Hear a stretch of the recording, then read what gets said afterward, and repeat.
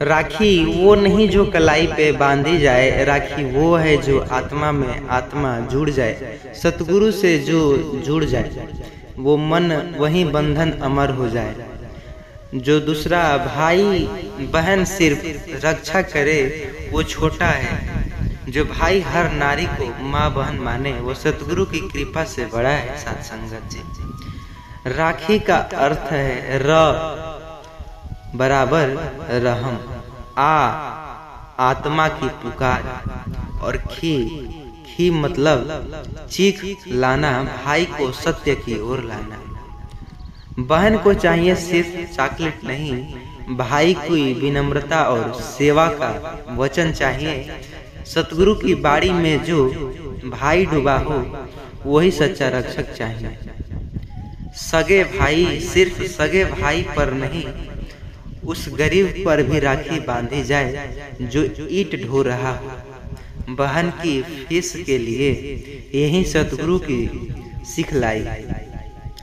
मूल्य उनकी नहीं जो सोने की है, मूल्य उनकी है जो सेवा और त्याग से जुड़ी है। सतगुरु से जुड़ी रहती है। सतगुरु से जुड़ी राखी जीवन भर रक्षा करती है। बहन बोले भैया तू राखी पे आ, सतगुरु बोले तुम दोनों मेरे चरण में आओ। जहाँ माया की राखी टूटते वहाँ निरंकार का बंधन हमेशा रहता है। धागा तो कभी भी बांध सकते हैं, लेकिन विश्वास और त्याग का धागा सतगुरु की छाया में ही बनता है। बहन बांधती है राखी, भाई देता है वचन, लेकिन अगर उसमें सेवा और स्नेह नहीं तो वो बंधन सिर्फ रस्म रह जाती है। जिस राखी में सतगुरु का नाम हो वो कभी नहीं टूटता। जो कलाई निराकार को समर्पित हो वो जीवन भर मजबूत रहता है। सत्संगत जी बड़े प्रेम और सत्कार से कहना है जी ध्यान निरंकार जी। सत्संगत जी दास विनती कर रहा है, दास से त्रुटि हो जाए तो अपने घर के बालक समझकर क्षमा करिएगा। सत्संगत जी अक्सर आपने भी तैयारियां की होगी राखी का, लेकिन आपको क्या पता है रक्षाबंधन आने से पहले रक्षाबंधन पर ना करें 5 गलतियां, नहीं तो विनाश का कारण भी बन सकते हैं। आखिर क्या सच्चाई है, सतगुरु की चेतावनी क्या है? राखी पर 5 गलती और एक राखी जो सब कुछ जलाकर चली गई। सच्ची घटना पर एक आधारित कहानी जिसे हर किसी के साथ घटता है। भाई बहन का रिश्ता। रक्षाबंधन एक भाई बहन का बहुत ही अच्छा, भाई के लिए रक्षा सूत्र एक भाई का बहन के लिए संकल्प और पूरे परिवार में मिठास घोलने वाला पर्व। लेकिन क्या आज की राखी सिर्फ एक रिवाज बनकर रह गई है? क्या हम इसके पीछे की आध्यात्मिकता, भावना, सत्कार्य और सेवा की आत्मा को भूलते जाते हैं? क्या राखी बांधने से पहले हमें कुछ खास बातों को ध्यान देना चाहिए? एक ऐसी सच्ची कहानी जिसके बारे में सतगुरु निरंकारी मिशन के विचारों से समझेंगे, और वो 5 गलती जो राखी पर नहीं करने चाहिए। सिर्फ धागा टूटेगा नहीं, रिश्ते, विश्वास और जीवन भी टूट सकता है इससे।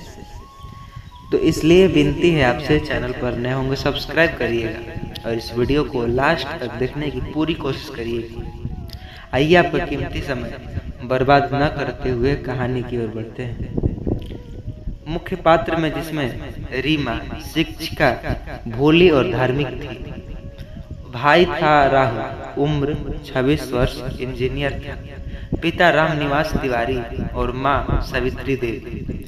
सतगुरु के सेवक महात्मा प्रेमदास। कहते 2025 में रक्षाबंधन 19 अगस्त को था और घर में तैयारियां जोरों से, मिठाइयाँ, राखियाँ और पूजा की थाली, नया कपड़ा। रीमा बहुत खुश थी, लेकिन राहुल चुप था। 4 साल से वह घर से दूर था और इस बार काम से लौटने पर भी अजनबी जैसा व्यवहार कर रहा था। रीमा ने माँ से कहा, भैया बदल गए हैं, माँ वो अब न स्नेह दिखाते न भावनाएं। माँ ने आंसू पोंछते हुए कहा, राखी के दिन सारा प्यार वापस आ जाएगा। राखी को केवल रिवाज मान लेना। राहुल सुबह आया, रीमा ने राखी बांधनी चाहिए। राहुल बोला, चलो जल्दी करो, देर हो रही। ये सब रस्मों में क्या रखा है? रीमा का दिल टूट गया, पर उसने चुपचाप राखी बांधी। रीमा ने एक लिफाफा निकाला, उसमें थी भाई की बचपन की फोटो और एक पत्र। भैया, आज क्या तुम्हें याद है वो दिन जब तुमने मेरी रक्षा के लिए एक गुंडे से लड़ाई की थी? राहुल ने पत्र बिना पढ़े फेंक दिया। उसने गाड़ी की चाबी उठाई और कहा, मुझे काम है, बाद में बात करेंगे। पिता रामनिवास बोले, राहुल, रीमा को कुछ आशीर्वाद दे दो। राहुल बोला, मैंने उसे पढ़ाया, बड़ा किया, नौकरी दिलवाई, और क्या चाहिए? माँ बोली, आशीर्वाद शब्दों से नहीं हो, शब्दों से होता है बेटा, एहसास से।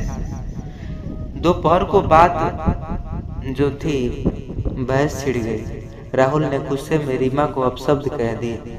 उसने कहा, बहन हो इसलिए झेल रहा हूँ, वरना तुम्हारा कोई हक नहीं मुझे टोकने का। घर के बाहर एक विधवा महिला अपने बेटों के लिए राखी मांग रही थी। रीमा बाहर आई, उसने राखी बांधने और भोजन कराने की निर्णय बनाई। राहुल ने मुंह बनाकर कहा, ड्रामाबाजी बंद करो, ये सब दिखावे कि राखी क्या काम है इसकी। शाम को गांव में सतगुरु निरंकारी मिशन का सत्संग था। महात्मा प्रेमदास जी कहा, राखी सिर्फ एक धागा नहीं, ये वचन, भावना और सेवा का सूत्र है। अगर भाई बहन के बीच करुणा, क्षमा और स्नेह नहीं तो राखी बांधने का कोई अर्थ नहीं। जो व्यक्ति राखी के दिन क्रोध करे, अपशब्द बोले या सेवा न करे, वह राखी नहीं, कुंठा का बंधन बन जाता है। राहुल ने पहली बार रोते हुए सत्संग गया और सत्संग में सुना, उसने मन ही मन रीमा से क्षमा मांगने की कोशिश की। राहुल घर लौटा। रीमा पूजा घर में बैठी रो रही थी। वह गया, उसके पास बैठा और बोला, बहन, मैंने राखी की पवित्रता को जो कि रो दिया, मुझे माफ कर दो। रीमा ने उसके हाथ में राखी फिर से बांधी और बोली, इस बार रक्षा वचन, जो कि रक्षा का वचन नहीं, प्रेम और सेवा का संकल्प दो भैया।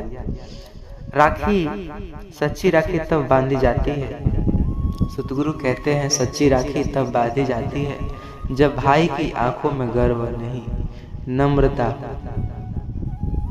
और जब बहन की बातें बोझ नहीं, सम्मान बने, जब सेवा, दया और आत्मा का रिश्ता राखी से जुड़ा हुआ। अब राहुल हर राखी पर अनाथ बच्चों की मिठाइयाँ बांटता, बहनों को शब्दों से आशीर्वाद देता और सबसे पहले एक गरीब बच्ची की कलाई पर राखी बांधता। कहते निष्कर्ष निकलता है 5 बातें जो राखी पर जरूर करे। पहला है, बहन को सिर्फ तोहफा नहीं, श्रद्धा और समय दे। दिन भर क्रोध और कटुता से बचे। किसी गरीब बच्ची को राखी जरूर बांधे।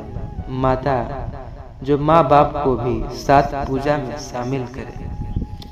राखी के दिन सत्संग या सेवा जरूर करे। यही सतगुरु बाबा हरदेव सिंह जी का अनुनय विनय है। साथ संगत जी, आशा करता हूँ यह वीडियो आपको जरा सा भी पसंद आई होगी तो प्लीज़ लाइक करिएगा।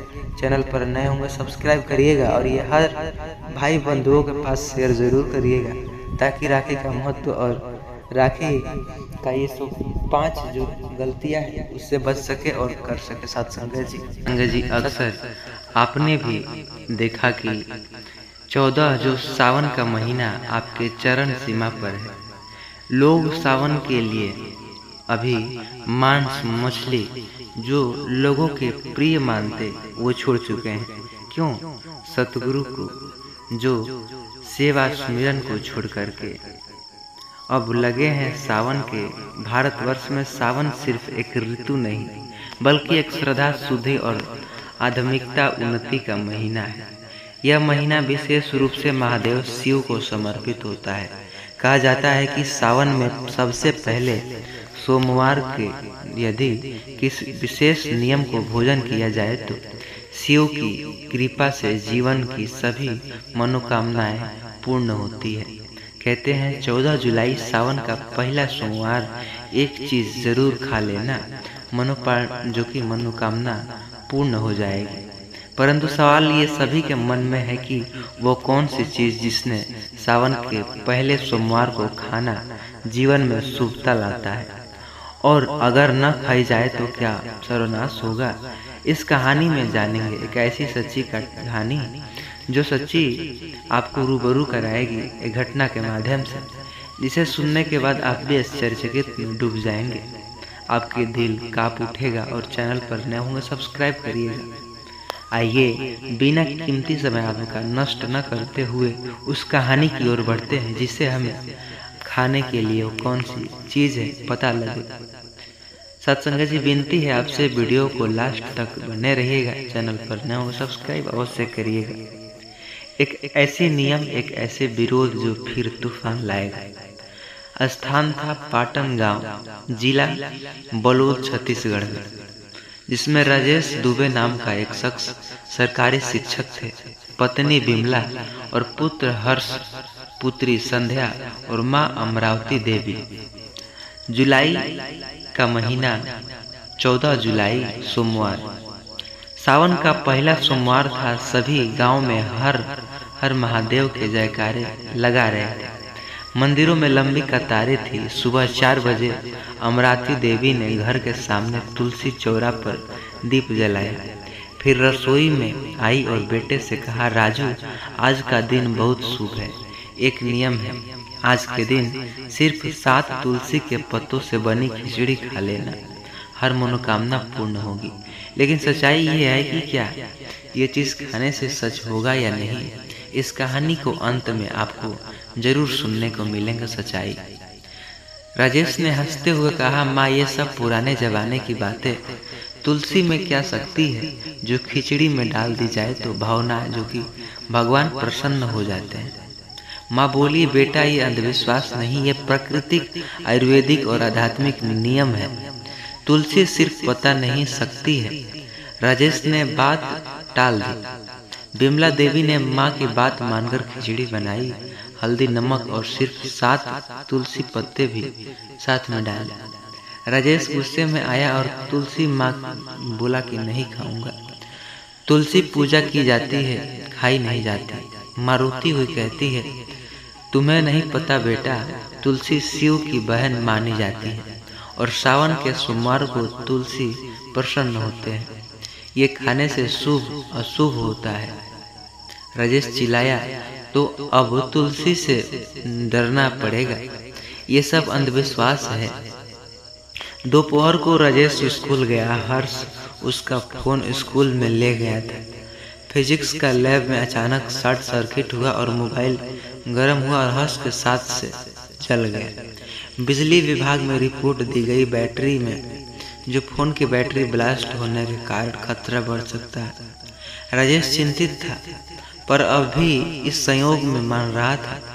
शाम को संध्या जो कि मंदिर से लौट रही थी, गली में अचानक गिर पड़ी और बेहोश हो गई। डॉक्टर ने जांच की, जो हीमोग्लोबिन खतरनाक स्तर पर कम था, ब्लड चढ़ाना पड़ेगा। अब राजेश को लगा कि आज कुछ गड़बड़ जरूर हुआ है। माँ बोली, तुलसी को मना करोगे लो और नहीं करोगे तो तुलसी प्रकृति का सबसे बड़ा संतुलन बिगाड़ सकता है बेटे। वो पत्ता नहीं, देवता का प्रसाद है तुलसी का पत्ता। रात को उसी रात सत्संग हो रहा था जहाँ निरंकारी मिशन के सभी महात्मा और बहनें आई हुई थी। राजेश माँ के कहने पर वहाँ एक संत ने कहा, तुलसी, बेलपत्र, नीम ये सब केवल पौधे नहीं, ईश्वर की देह के अंग है। जो इन्हें सम्मान देता है वह जीवन में रोग, कष्ट और मानसिक अशांति से दूर रहता है। 14 जुलाई को सावन का पहला सोमवार और उस दिन तुलसी युक्त 7 अन्नों से बनी खिचड़ी खाना सिर्फ अंधविश्वास नहीं, प्राकृतिक आयुर्वेदिक साधन भी है। राजेश सन्नाटा में छा गया। अगले सोमवार राजेश ने पहली बार माँ के हाथों से बनी खिचड़ी खाई, जिसमें 7 तुलसी के पत्ते, 7 तरह की दाल और देसी घी मिला हुआ था। श्रद्धा से खाया। उस रात उसे गहरी नींद आई। 3 हफ्ते तक लगातार ऐसा करने से उसका सिर दर्द भी ठीक हुआ। हर्ष की जली त्वचा ठीक होने लगी। संध्या को कमजोरी से राहत मिली। अब बात ये उठता है कि निरंकारी विचार क्या कहता है, तुलसी क्यों खाए? क्या सच है या झूठ? संत ने बताया तुलसी में होती है एंटीबायोटिक जो की शक्ति, मानसिक शांति प्रदान करने वाली सुगंध, शिव और विष्णु दोनों की कृपा, सावन में वात कफ से रक्षा की मिलती है।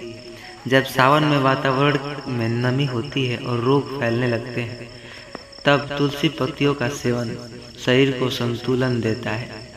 अब प्रश्न ये है, गांव में चमत्कार हुआ। हर घर सोमवार जो पूरे हर्षोल्लास के साथ तुलसी युक्त खिचड़ी बांटी गई। गांव में डेंगू का खतरा कम हुआ। लोग सुबह 4 बजे उठकर तुलसी पूजा और शिव जलाभिषेक करने लगे। और राजेश वो अब वीडियो में कहता, अगर 14 जुलाई को एक कटोरी खिचड़ी नहीं खाई तो आप सिर्फ स्वाद नहीं, ईश्वर की कृपा खो बैठेंगे। निष्कर्ष ये निकलता है कि क्या यह अंधविश्वास था? तो नहीं, ये केवल खाना नहीं था, बल्कि एक प्राकृतिक और आध्यात्मिक प्रयोग था। तुलसी युक्त खिचड़ी, शुद्धता, सात्विकता, श्रद्धा, विज्ञान और संतुलन। सत्संग जी, ये सभी गुण पाए जाते हैं।